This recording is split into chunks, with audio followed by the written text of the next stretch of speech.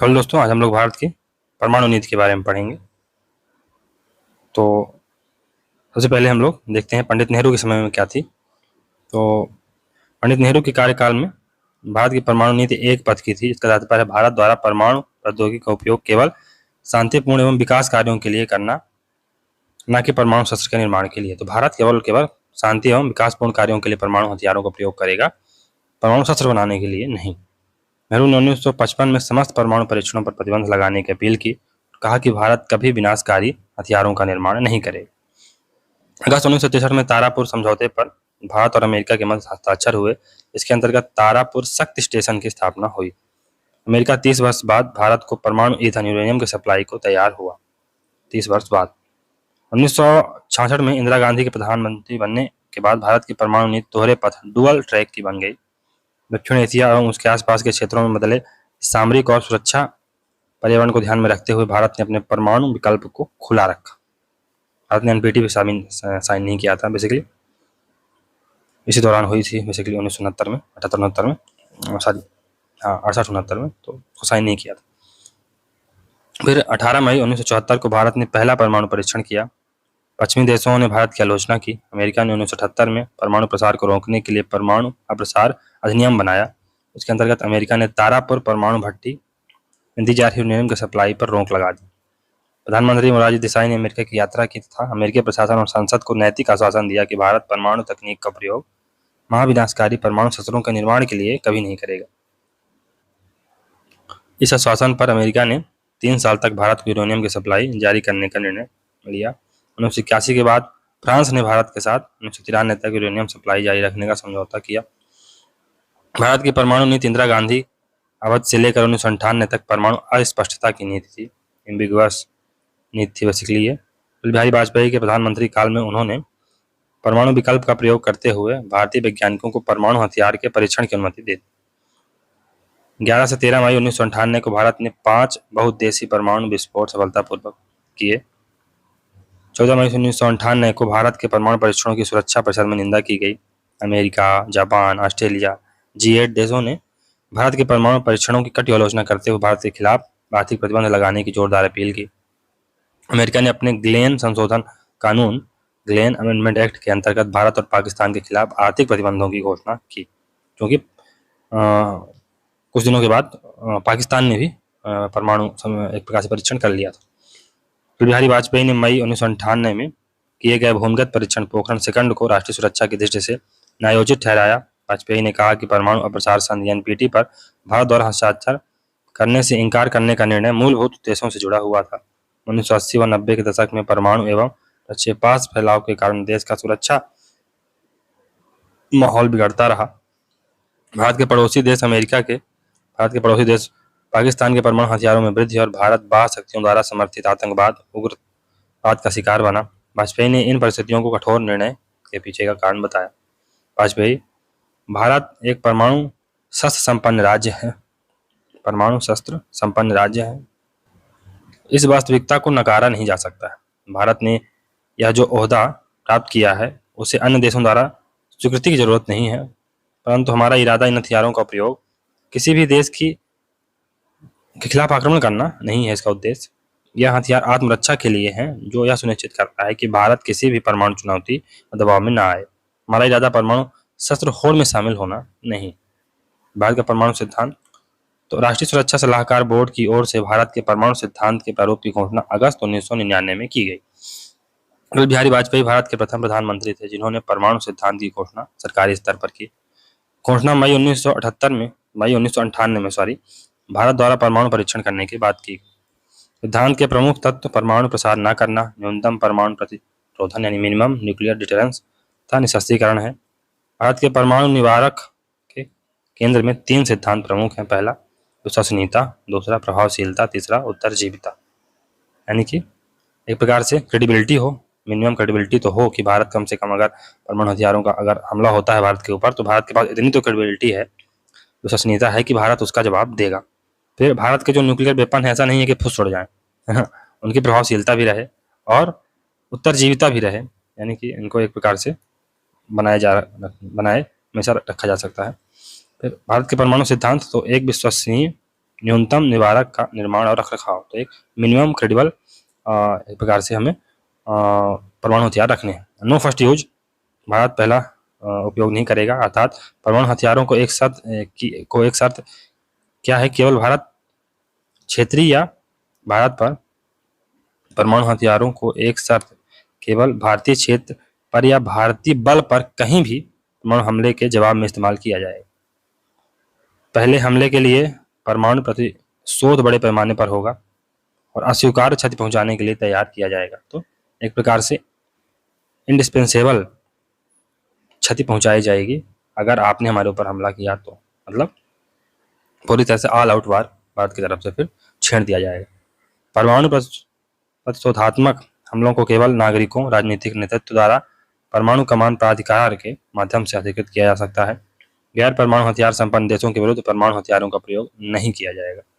हालांकि जैविक या रासायनिक हथियारों से भारतीय सेना के खिलाफ कभी भी बड़े हमले की स्थिति में परमाणु हथियारों से जवाबी कार्यवाही करने का विकल्प भारत के पास रहेगा। परमाणु और मिसाइल संबंधी सामग्रियों और प्रौद्योगिकी के निर्यात पर सख्त नियंत्रण की निरंतरता, विखंडनीय सामग्री कट ऑफ संधि वार्ताओं की भागीदारी और परमाणु परीक्षणों पर रोक का निरंतर पालन भारत करेगा। वैश्विक सत्यापन योग्य और गैर भेदभावपूर्ण परमाणु निरस्त्रीकरण के माध्यम से परमाणु मुक्त विश्व के लक्ष्य के प्रति निरंतर प्रतिबद्धता भारत की रहेगी। फिर परमाणु कमांड प्राधिकरण, न्यूक्लियर कमांड अथॉरिटी, तो यह प्राधिकरण भारतीय परमाणु कार्यक्रम के संचालन, नियंत्रण व operation, command, control and operation हेतु निर्णय लेने वाला निकाय है। इसकी स्थापना 2003 में अटल बिहारी वाजपेयी की सरकार ने की थी। परमाणु कमांड प्राधिकरण में एक राजनीतिक परिषद है और एक कार्यकारी परिषद। एक राजनीतिक परिषद है, पॉलिटिकल विंग है इसकी, पॉलिटिकल काउंसिल है, दूसरी एग्जीक्यूटिव काउंसिल है। तो पॉलिटिकल काउंसिल की अध्यक्षता तो प्रधानमंत्री करते हैं और यह एकमात्र निकाय है जो परमाणु हथियारों के उपयोग को अधिकृत कर सकती है। तो यह एकमात्र निकाय है जो परमाणु हथियारों के प्रयोग को अधिकृत कर सकती है। कार्यकारी परिषद की अध्यक्षता राष्ट्रीय सुरक्षा सलाहकार करते हैं। कार्यकारी परिषद एग्जीक्यूटिव काउंसिल की अध्यक्षता राष्ट्रीय सुरक्षा सलाहकार करते हैं। यह न्यूक्लियर कमांड अथॉरिटी द्वारा निर्णय लेने के लिए इनपुट प्रदान करता है और राजनीतिक परिषद द्वारा दिए गए निर्देशों को क्रियान्वित करता है।